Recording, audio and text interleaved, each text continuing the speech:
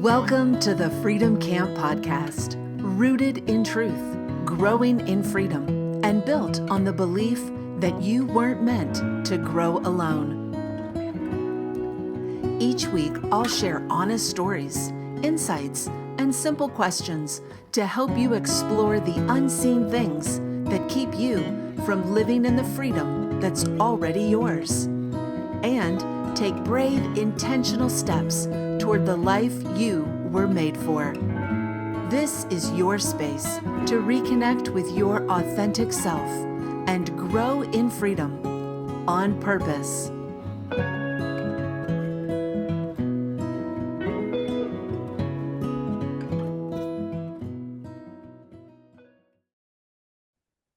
Have you ever caught yourself saying, I just need more time? If I had another day, if I had one more hour, if things would just slow down. I hear that all the time. I've said it myself thousands of times. But what if the problem isn't actually time? Most people think they need more time, but what they actually might need is more energy. Because when you're energized, creative, focused, and connected, you can accomplish more in 1 hour than you can in 3 hours when you're exhausted and distracted. And that's exactly what we explored this week in Freedom Camp. Most people today are stressed out, tired, overwhelmed, mentally cluttered, emotionally drained, distracted, running on fumes, and apparently millions of us are dealing with the exhaustion that comes from an autoimmune condition.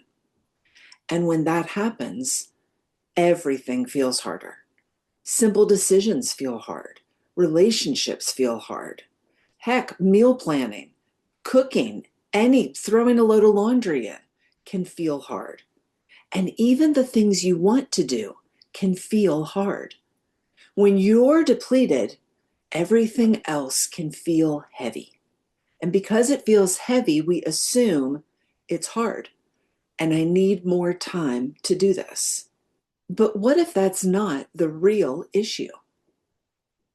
We spent some time in Freedom Camp this week discussing this, and I found something fascinating. When I asked everyone, what makes you come alive? Not what are you good at, not what do you enjoy, or what pays the bills, but what makes you feel alive? Immediately, people started sharing. Music, being outside, gardening, dancing is a big one.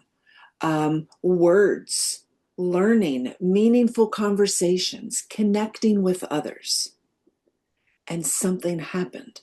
The entire energy of the room shifted. People sat up straighter. Their faces changed. They lit up. Their voices changed. And the whole atmosphere was enlivened. Sometimes the quickest way to find the energy is to remember what makes you come alive. So we did an exercise to help us determine what gives us life or makes us come alive and what drains our energy. And I want to invite you to do the same exercise. So grab a piece of paper, make 2 columns. At the top of the first column, simply write energy. And you want to think of things that give you energy, that make you feel alive, things that leave you feeling connected, creative, peaceful, inspired, and energized. Maybe it's walking, maybe it's praying, maybe it's writing your words or creating some artwork. Maybe it's cooking. Maybe it's a deep conversation. Whatever it is, write it down. Then in the next column, you want to put at the top, drain. And you want to think of things that drain you. Things that consistently leave you feeling depleted or what sucks the life out of you. And it doesn't have to be in a dramatic way, just in an honest way. And you want to write those down too. And you definitely want to be really honest as you're doing it. Just write down what they are. Leave the judgment about it for a moment from now. So, turns out most of us know what drains us. The surprising question is whether we are making room for what energizes us. So, as the Freedom Campers shared, here's what I noticed. Many of us have built entire lives around the draining column. And then we try to squeeze the life-giving column into whatever scraps are left.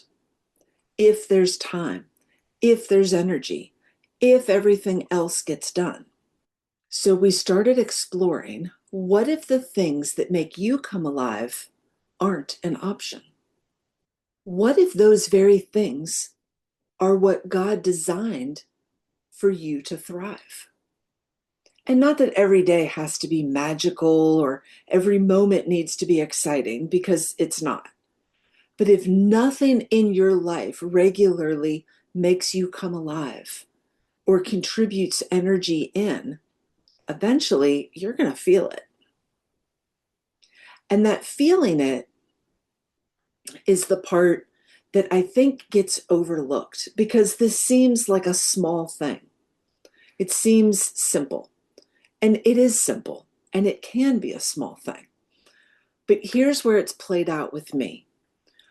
When I am doing nothing that gives me life, after a period of time, I'm irritated, frustrated, sad. I'm apathetic. I don't have a lot of focus.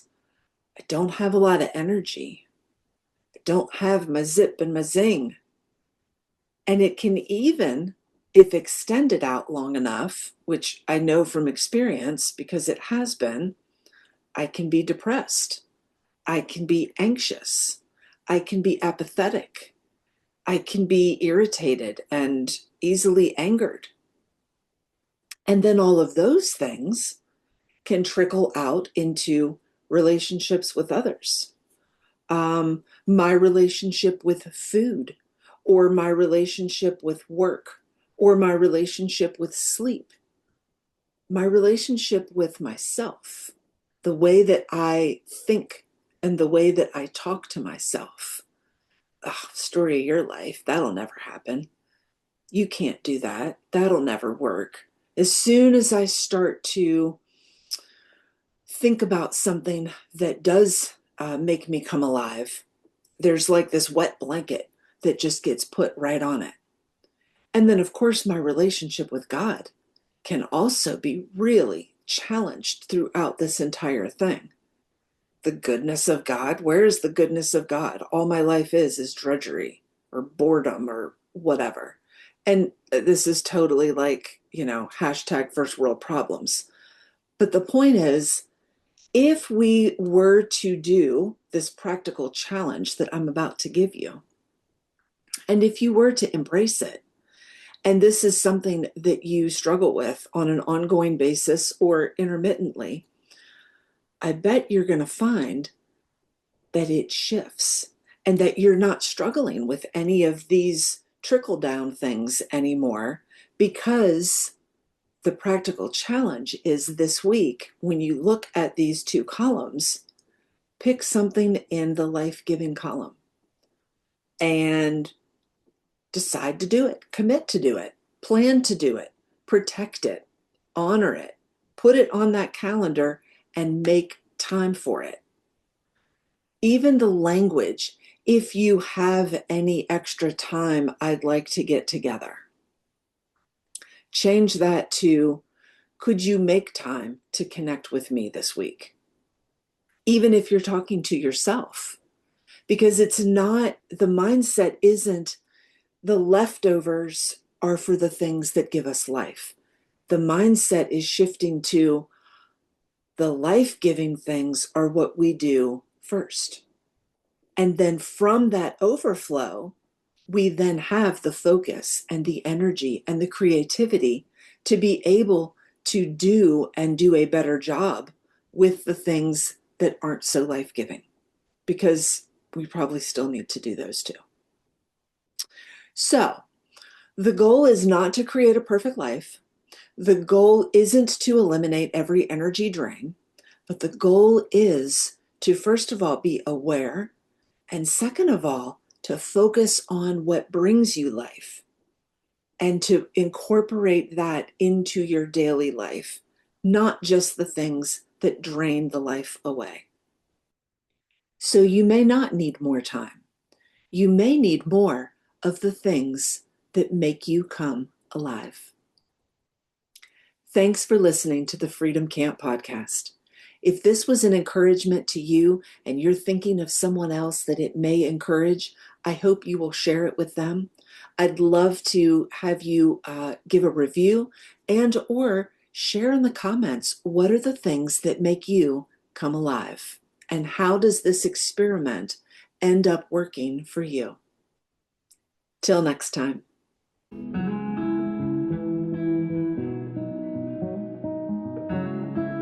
Thanks for listening to the Freedom Camp podcast, where we believe freedom is nurtured from within and grows when you tend to it. If this stirred something in you, let it take root this week and see what grows. And if you enjoyed this or found it meaningful, please give the gift of a review, share it with a friend, and leave a comment below. It helps us build this podcast community, because we weren't meant to grow alone.